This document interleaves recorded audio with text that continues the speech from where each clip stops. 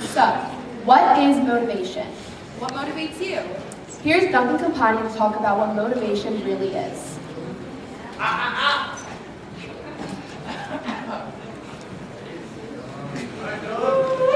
Hello. You may know, you've all heard of motivation before, am I correct? Motivation, you've heard of it when you're being motivated to win a big game or to study hard for a test. By definition, motivation is when a person has a sudden force or intention to act. But motivation is much more than just this. Motivation can be divided into two categories: internal motivation and external motivation, intrinsic and extrinsic. This motivation can lead to better achievement, greater high quality of work, and going above and beyond. A person will have a greater interest in exceeding the accepted standards or being an overachiever. Here we see a taxonomy of motivation. On the far left is amotivation. Amotivation is the complete opposite of motivation in that it's when a person has no desire, no intention to act. In the middle is extrinsic motivation, which is divided into 4 subcategories, which I'll dive into deeper later in the presentation. The far right is intrinsic motivation. Now, with intrinsic motivation, this is the more internal motivation of someone. This is when a person is wholly dedicated to the task at hand and is not worried about what could happen out of the task. They're focused more on the task and how they can enjoy the task. An example of this would be a volunteer at an animal shelter that is volunteering there, not getting paid, just to enjoy their work and to work with animals and do veterinary practices. Now, there are 3 building blocks of this intrinsic motivation. There's autonomy, the freedom to choose, and there's also positive support and feedback.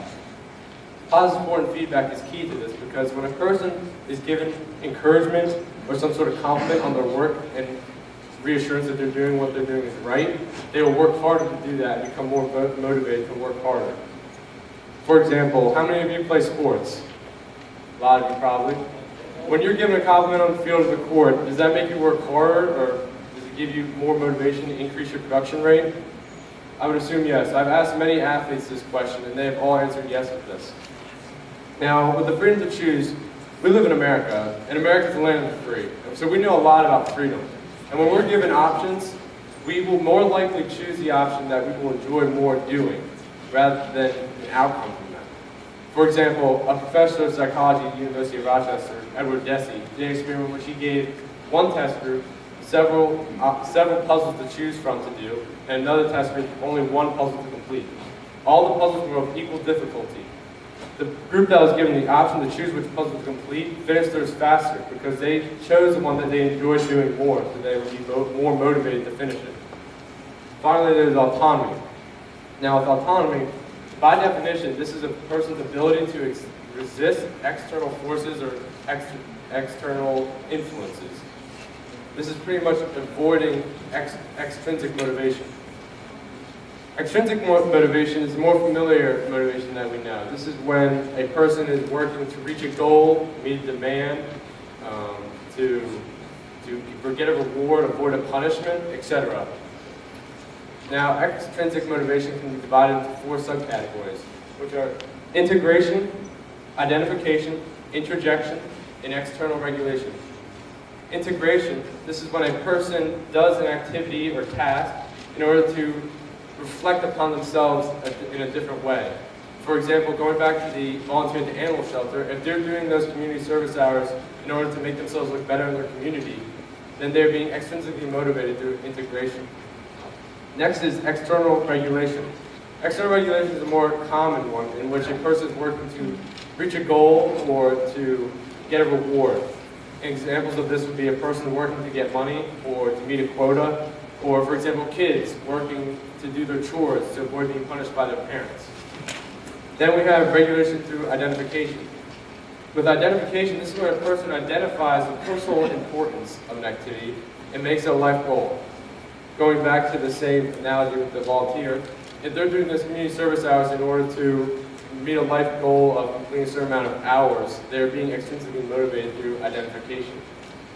Because they're more focused on the goal they can achieve after their task, rather than the task at hand.